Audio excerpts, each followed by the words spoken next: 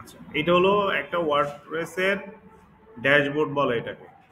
ঠিক আছে, এটা একটা ড্যাশবোর্ড, ওয়ার্ডপ্রেসের ড্যাশবোর্ড। এই জায়গাটা এটাকে ড্যাশবোর্ড বলে। হ্যাঁ, তাহলে এখানে লগ ইন করার জন্য কিন্তু আমি যেভাবে আসছি এইভাবে আসে না।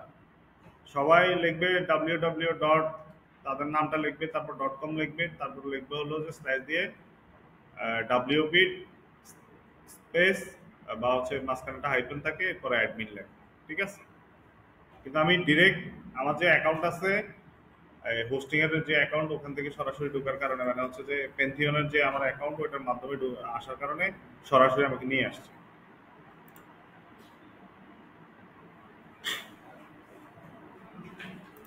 তার মানে আমি যদি দেখাই, দেখেন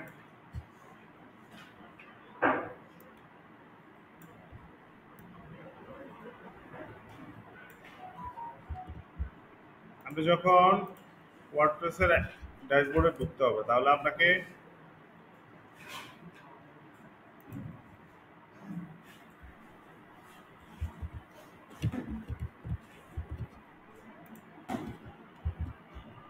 এরপরে হচ্ছে স্ল্যাশ WP অ্যাডমিন, এভাবে দিতে হবে। এটা আসছে না কেন?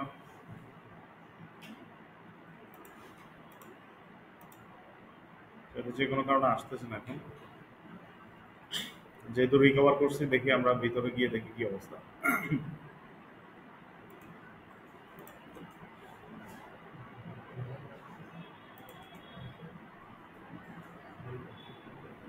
এটা বন্ধ করে দেওয়ার কথা না, আমি কিছুদিন আগে এটাতে কাজ করছিলাম। হ্যাঁ,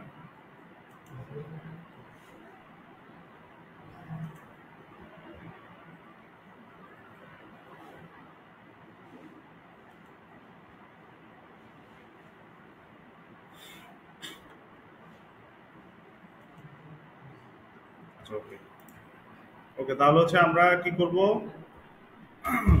আজকে আমি আপনাদেরকে দেখাবো হলো প্রোডাক্ট এসইও করাটা। হ্যাঁ, প্রোডাক্ট আপনারা এসইও করতে পারবেন। এখানে দেয়া আছে অল প্রোডাক্ট। ঠিক আছে, আমরা যখন ড্যাশবোর্ডে আসবো, ড্যাশবোর্ডে আসার পরে আমাদের কি থাকবে, এরকম একটা অপশন থাকবে। এই অপশনটা চালু করার জন্য আমাদের ওয়ার্ডপ্রেসের মধ্যে এই এই প্লাগইনটা থাকতে হবে, কমার্স। ঠিক আছে, যখন আমাদের কাছে কমার্স থাকবে, তখন এই প্রোডাক্টের অপশনটা আসবে।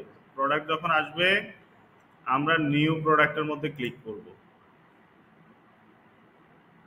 আর যখন আমরা প্রোডাক্টের মধ্যে ছবি আপলোড করব, তখন আমি দেখাইছি না অফলাইনে কিভাবে অপটিমাইজ করতে হয় ইমেজ। আমরা প্রথমে ইমেজটাকে অবশ্যই অপটিমাইজ করে নেব।